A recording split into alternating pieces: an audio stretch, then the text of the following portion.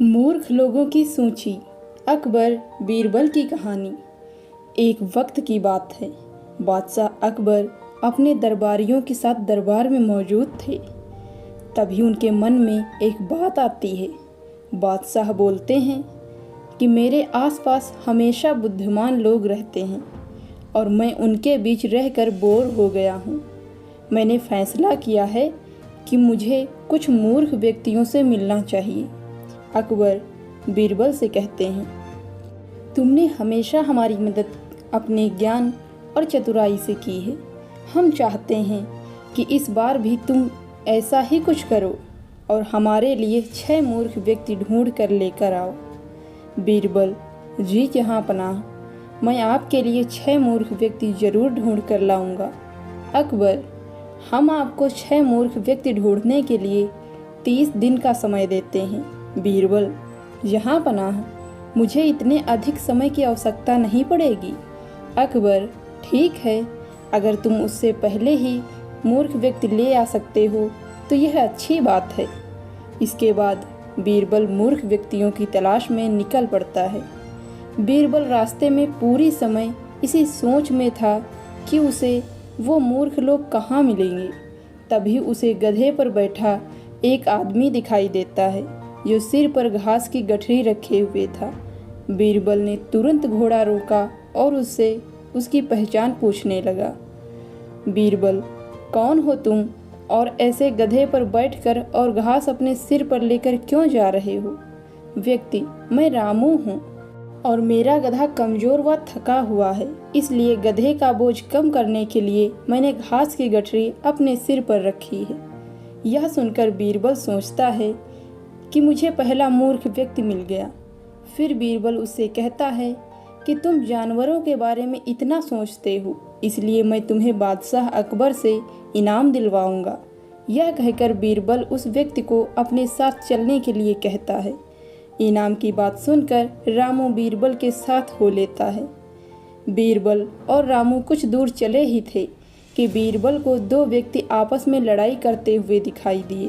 बीरबल उन दोनों व्यक्तियों को लड़ने से रोकता है और उनसे पूछता है कि तुम दोनों कौन हो और किस बात के लिए लड़ रहे हो? पहला व्यक्ति, जनाब, मेरा नाम चंगू है। दूसरा व्यक्ति, और मेरा मंगू है। मंगू, जनाब, मुझे चंगू कहता है कि इसके पास शेर है जिसे वो मेरी गाय के शिकार के लिए छोड़ेगा। चंगू, हाँ, मैं ऐसा ही करूँगा और मुझे बहुत मज़ा भी आने वाला है। बीरबल, कहाँ है तुम लोगों की गाय और शेर? मंगू, जनाब, जब भगवान हमें वरदान देने आएंगे तो मैं उनसे गाय मांगूंगा और चंगू शेर मांगेगा जिसे यह मेरी गाय पर छोड़ने की बात कर रहा है। बीरबल, अच्छा, यह बात है। उनकी बातें सुनकर बीरबल समझ गया कि उन्हें 2 और मूर्ख व्यक्ति मिल गए हैं। बीरबल इनाम की बात कहकर उन्हें भी अपने साथ ले लेता है। उन तीनों को लेकर बीरबल अपने घर पहुंचता है और फिर सोचने लगता है कि बाकी के मूर्ख व्यक्ति कहां से ढूंढ कर लाऊं। बीरबल उन तीनों को अपने घर में ही रहने के लिए कहकर बाहर चला जाता है।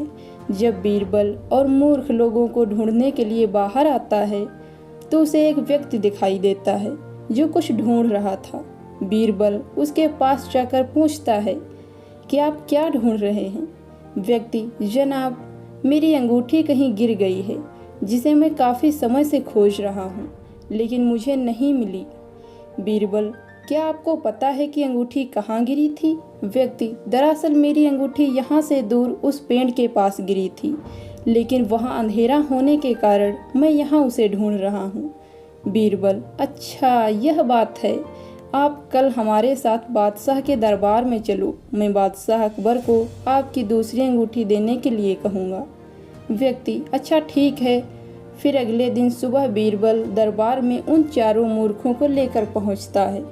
बीरबल, बादशाह अकबर, मैं आपके कहे अनुसार मूर्ख व्यक्तियों को ढूंढ कर ले आया हूँ। अकबर, बीरबल, तुमने एक ही दिन में मूर्ख व्यक्ति ढूंढ लिए? क्या हमारे राज्य में मूर्खों की संख्या अधिक है? और तुम यकीन के साथ कैसे कह सकते हो कि ये व्यक्ति मूर्ख हैं? बीरबल ने बादशाह से सारी बातें बताई। फिर अकबर कहते हैं कि ये तो केवल 4 ही लोग हैं, बाकी के 2 मूर्ख कहाँ हैं? बीरबल, जहाँ पनाह, यहाँ पर 6 मूर्ख व्यक्ति हैं। अकबर, यहाँ कहाँ हैं और कौन है, हमें भी बताओ। बीरबल, जहाँ पनाह, एक तो मैं स्वयं हूँ। अकबर, तुम कैसे मूर्ख हुए? बीरबल, इसलिए मूर्ख हूँ क्योंकि मैं इन मूर्खों को खोज कर लाया। अकबर, फिर अकबर हंसने लगता है और कहता है कि मैं समझ गया कि दूसरा मूर्ख कौन है, पर मैं तुमसे सुनना चाहता हूँ। बीरबल, दूसरे आप हैं जहाँपनाह, जो आपने मुझे मूर्ख व्यक्तियों को लाने के लिए कहा। बीरबल की बातें सुनकर अकबर उसकी प्रशंसा करने लगते हैं और कहते हैं कि बीरबल के पास हर सवाल का जवाब होता है। कहानी से सीख, दिमाग और चतुराई से हर मुश्किल काम आसान हो सकता है, लेकिन ऐसे कामों में अपना कीमती समय व्यर्थ नहीं करना चाहिए जिसका कोई मतलब न हो। दोस्तों, कैसी लगी आपको यह स्टोरी? कमेंट करके ज़रूर बताएं। धन्यवाद।